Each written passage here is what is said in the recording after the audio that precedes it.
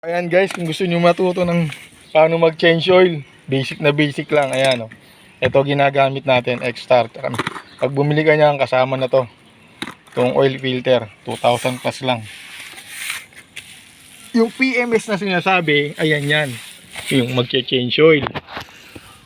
Ang kasama sa PMS, nababayaran mo, yung paglilinis ng brake. Titignan yung battery, yung coolant, ganun lang. Pero ang main concern talaga, itong pagpapalit ng langis. So ito siya, no. Ito yung drain plug, kita ba? Yung drain plug, ayan, no. Tabi lang siya ng oil filter. Ito yung oil filter. Yan.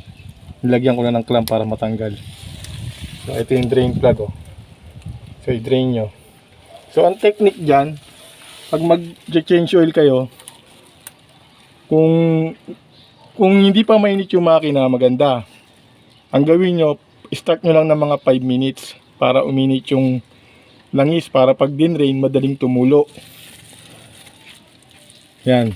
Pag okay na, pag kaya nyo nang hawakan yung drain plug, di na gaanong mainit, pwede nyo nang tanggalin yung drain plug. Yan, no? Mutulo. Ayan ang drain plug. Ito yung oil filter. So tatanggalin natin itong oil filter. Yan, kita nyo ba? Tinitwist ko. Tanggalin natin ito. Dapat meron kayong ganito.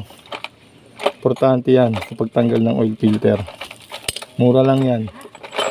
Ayan, pilitin nyo na. Tapos pana po. Ayan, para hindi magtulo yung langis. Ayan, tatanggal yan. Tumulo na. Alsin nyo yung kamay nyo para hindi kayo matuluan. Kasi minsan, sobra init yung langis. Kaya palamigin nyo ng konti yung makina. Ang pinainit nyo lang yung langis. Tama yung langis. Start nyo yung makina, 5 minutes para uminit yung langis, hindi malapot, para madaling madrain.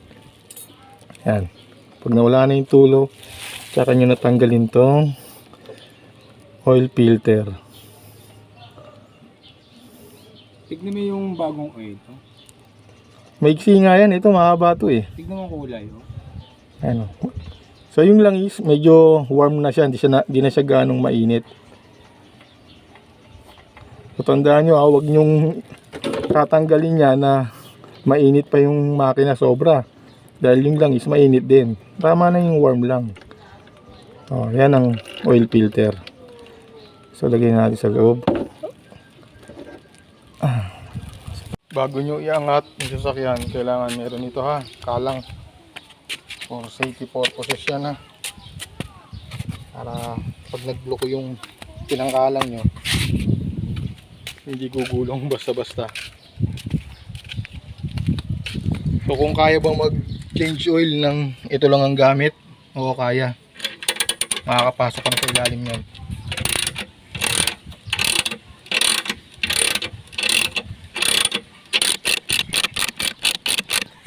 So ito yung pinagpalitan ng langis. Mag-8 months na to. Kasi yung sasakyan, bira namang gamitin. Once in a week lang. So ito yung papalit natin na fully synthetic. Tignan natin, ha. So, hindi pa siya ganong may itim lang. Normal naman yan. Ito yung bago.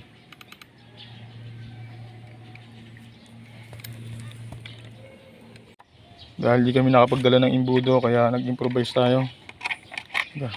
Baka naman may sumamang plastic dyan. Rata-rata ka na cellphone mo, eh. Yun. Okay. So, ganyan lang ang pag-change oil. Madali lang yan, kaya nyo yung gawin. Napakadali lang. Ang PMS naman, ang dinagdag lang naman doon, yung brake cleaning, yung battery check-up, gasino lang yun. Ganun lang. Pero, ang importante doon yung change oil talaga sa PMS. Brake cleaning, siguro susunod na video, papakita ko sa inyo paano paglilinis. Itong sinishare kong video, ito yung actual na ginagawa ko na pwede rin gayahin ng mga baguhan. Pero, hindi ko sinasabing ito yung standard kasi baka may mag-comment dyan na mga nagmamarunong. Hindi para sa inyo itong video na to. Kung meron kayong sariling diskarte, i-share nyo dito para mas maganda, di ba? Para mas maganda, di ba? Para may matutunan din yung iba.